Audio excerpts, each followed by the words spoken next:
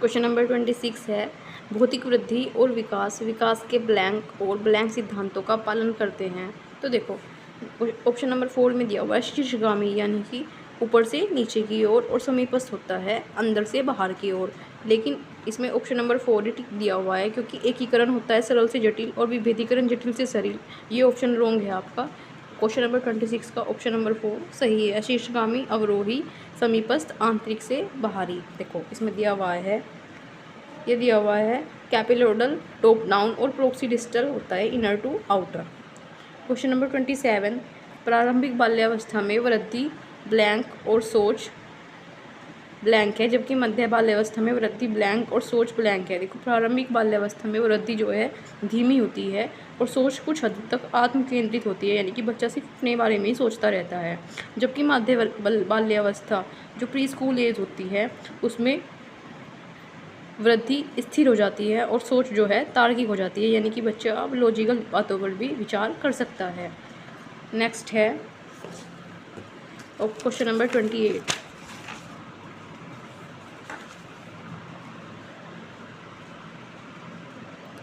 Question number 28 दिया हुआ है कि निम्नलिखित में से कौन सा एक ऐसे प्रश्न का उदाहरण है जिसमें विद्यार्थियों को अपनी सोच पर विचार करने की आवश्यकता होती है। ऑप्शन नंबर फर्स्ट है, कक्षा की शुरुआत से क्रियाओं के उपयोग के बारे में आपकी समझ कैसे बदली है, आप क्रिया को वर्तमान काल में कैसे बदल सकते हैं, वाक्य में संज्ञा और क्रिया के बीच में क्या संबंध है और क्रिया की परिभाषा क्या है। तो सोच पर विचार करने की जो आवश्यकता होती है उसमें ये ध्यान दिया जाता है कि क्रियाओं के उपयोग के बारे में हम अपनी समझ को कैसे बदल सकते हैं। तो इसका जो ऑप्शन नंबर 28 है ये पॉजिटिव दिया हुआ है, तो इसका ऑप्शन नंबर फर्स्ट सही हो जाएगा। क्वेश्चन नंबर 29, निम्नलिखित में से कौन सा विफलता के लिए आंतरिक आरोपण का उदाहरण है। मैं परीक्षा में फेल हो गया क्योंकि मेरे दोस्त ध्यान भटका रहे थे। शिक्षक के पक्षपाती होने के कारण मुझे अच्छे अंक नहीं मिले। मुझे निम्न ग्रेड प्राप्त हो क्योंकि शिक्षक कठोर तरीके से आते थे। मैं परीक्षा में फेल हो गया क्योंकि मैंने पर्याप्त पढ़ाई नहीं की। तो इसमें आंतरिक कारण पूछा है, आंतरिक आरोप, यानी कि जब बच्चा खुद को ही दोषी मानता है, खुद को ही क्लेम करता है, तो वो होता है मैं परीक्षा में फेल हो गया क्योंकि मैंने पढ़ाई नहीं की। वो बाहरी जो रीजन, आउटर जो रीजन्स होते हैं वो उनको जिम्मेदार नहीं मानता है, वो अपनी रिस्पॉन्सिबिलिटी खुद ही लेता है। Question number 30 and last question, अभिकथन यानी कि स्टेटमेंट दिया हुआ है, बहुत कम उम्र में दुनिया भर में अधिकांश संस्कृतियों में लड़कियां गुड़िया को खिलौने के रूप में चुनती हैं, जबकि लड़के कारों के साथ खेलना पसंद करते हैं।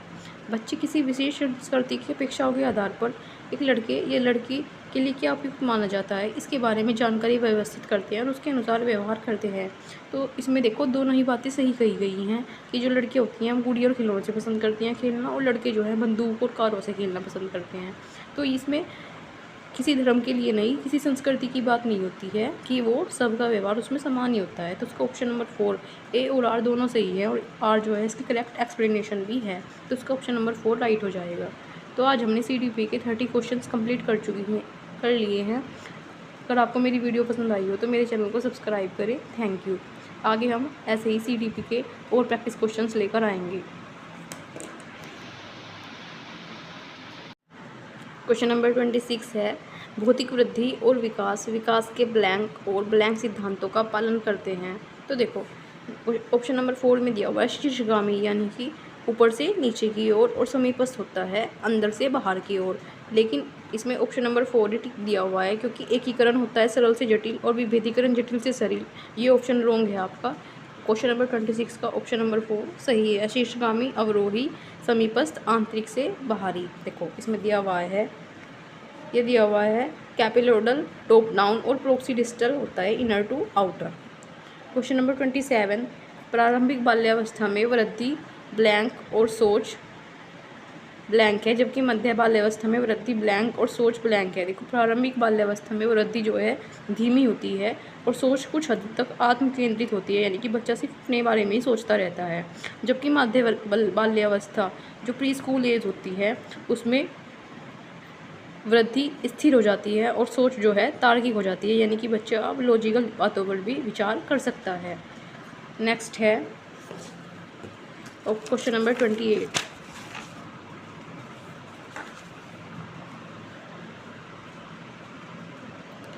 क्वेश्चन नंबर 28 दिया हुआ है कि निम्नलिखित में से कौन सा एक ऐसे प्रश्न का उदाहरण है जिसमें विद्यार्थियों को अपनी सोच पर विचार करने की आवश्यकता होती है। क्वेश्चन ऑप्शन नंबर फर्स्ट है, कक्षा की शुरुआत से क्रियाओं के उपयोग के बारे में आपकी समझ कैसे बदली है? आप क्रिया को वर्तमान काल में कैसे बदल सकते हैं? वाक्य में संज्ञा और क्रिया के बीच में क्या संबंध है? और क्रिया की परिभाषा क्या है? तो सोच पर विचार करने की जो आवश्यकता होती है, उसमें ये ध्यान दिया जाता है कि क्रियाओं के उपयोग के बारे में हम अपनी समझ को कैसे बदल सकते हैं। तो इसका जो ऑप्शन नंबर 28 है, ये पॉजिटिव दिया हुआ है, तो इसका ऑप्शन नंबर फर्स्ट सही हो जाएगा। क्वेश्चन नंबर 29, निम्नलिखित में से कौन सा विफलता के लिए आंतरिक आरोपण का उदाहरण है? मैं परीक्षा में फेल हो गया क्योंकि मेरे दोस्त ध्यान भटका रहे थे। शिक्षक के पक्षपाती होने के कारण मुझे अच्छे अंक नहीं मिले। मुझे निम्न ग्रेड प्राप्त हो क्योंकि शिक्षक कठोर तरीके से आते थे।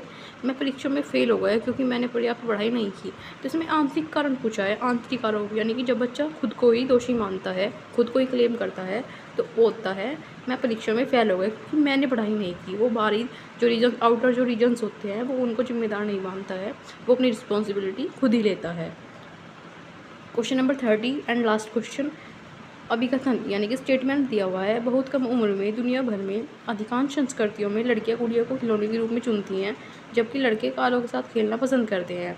बच्चे किसी विशेष संस्कृति की अपेक्षाओं के आधार पर एक लड़के या लड़की के लिए क्या उपयुक्त माना जाता है, इसके बारे में जानकारी व्यवस्थित करते हैं और उसके अनुसार व्यवहार करते हैं। तो इसमें देखो दोनों ही बातें सही कही गई हैं कि जो लड़कियाँ होती हैं वो गुड़िया और खिलौनों से पसंद करती हैं खेलना, और लड़के जो है बंदूक और कारों से खेलना पसंद करते हैं। तो इसमें किसी धर्म के लिए नहीं, किसी संस्कृति की बात नहीं होती है कि वो सबका व्यवहार उसमें समान ही होता है। तो उसका ऑप्शन नंबर 4 ए और आर दोनों सही है, और आर जो है इसकी करेक्ट एक्सप्लेनेशन भी है, तो उसका ऑप्शन नंबर 4 राइट हो जाएगा। तो आज हमने CDP के 30 क्वेश्चंस कंप्लीट कर लिए हैं। अगर आपको मेरी वीडियो पसंद आई हो तो मेरे चैनल को सब्सक्राइब करें। Thank you. आगे हम ऐसे ही CDP के और प्रैक्टिस क्वेश्चंस लेकर आएंगे।